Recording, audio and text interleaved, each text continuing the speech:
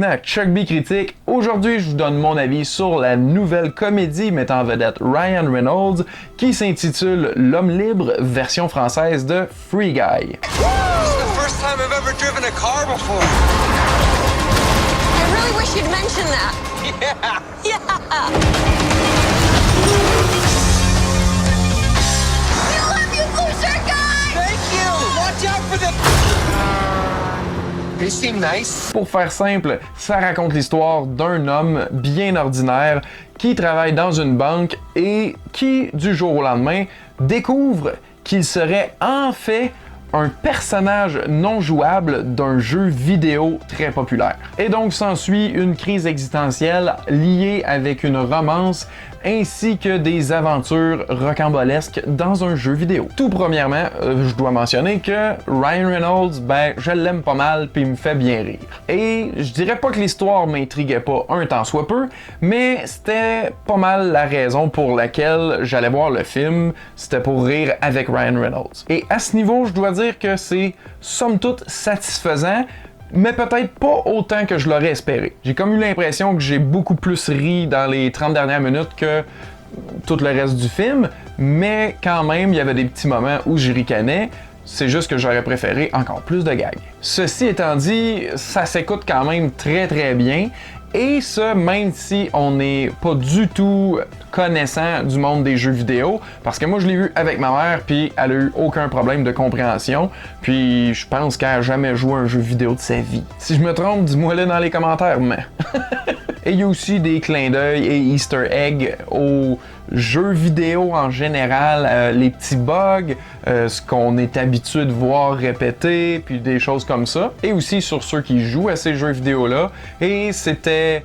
oui, quelque peu cliché, mais en même temps, bien drôle. Et donc, si vous êtes fervent de jeux vidéo et encore plus de comment ils sont faits, il y a des bonnes chances que vous aimiez l'environnement du film. Mais comme je vous disais, si ça vous est pas familier, c'est vraiment pas un problème parce que l'essence du film, c'est plus justement l'histoire de Ryan Reynolds, un personnage qui s'appelle Guy, et qui découvre que son existence est rien de moins que un code programmé dans un ordinateur. Il est vraiment comme le cœur de ce film-là.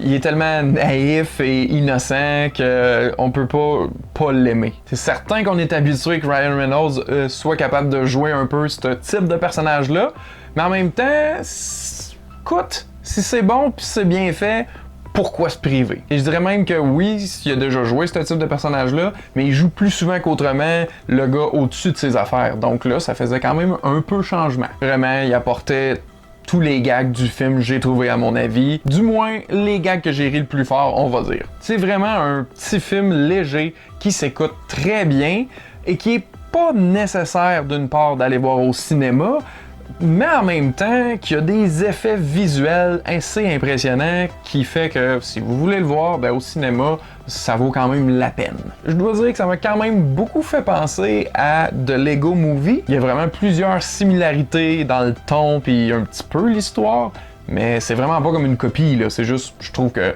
ça se ressemble un peu. Donc si vous avez aimé Lego Movie, le premier, je pense que Free Guy, c'est un film qui pourrait vous plaire. Et je veux pas dire que c'est surprenant que le film soit bon selon ses créateurs, mais en même temps, c'est quand même différent de ce qu'on a eu de ces cinéastes avant. Ça se ressemble, mais c'est pas pareil.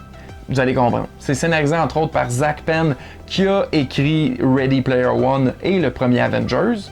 Donc, on comprend un peu le retour de ces thèmes-là dans le film. Mais c'est coécrit aussi avec Matt Lieberman, qui a fait comme plein de trucs pour enfants, puis ce film-là, il est pas nécessairement pour enfants, même si plein d'enfants jouent aux jeux vidéo, en tout cas. Mais tout ça pour dire que ces films-là qu'il a fait sont quand même variables en niveau de qualité. C'est un petit peu la même chose avec le réalisateur Sean Levy, qui a vraiment un gros résumé avec des bons trucs, des trucs moyens, puis des trucs qu'on avait oubliés. Donc c'est pas un nom que je connaissais tant que ça avant parce que je l'avais jamais associé à tous les projets qu'il avait fait. Mais quand je regarde leur filmographie, Free Guy semble être vraiment dans les meilleurs qu'ils ont fait à ce jour. Ça a été donc pour moi une agréable surprise, vraiment pas extraordinaire, simplement léger, sympathique et drôle tout simplement. Et donc, prévoyez-vous aller le voir ou si vous l'avez vu, qu'est-ce que vous en avez pensé? Dites-moi ça s'il vous plaît dans les commentaires ci-dessous. Un grand merci d'avoir écouté, à la prochaine!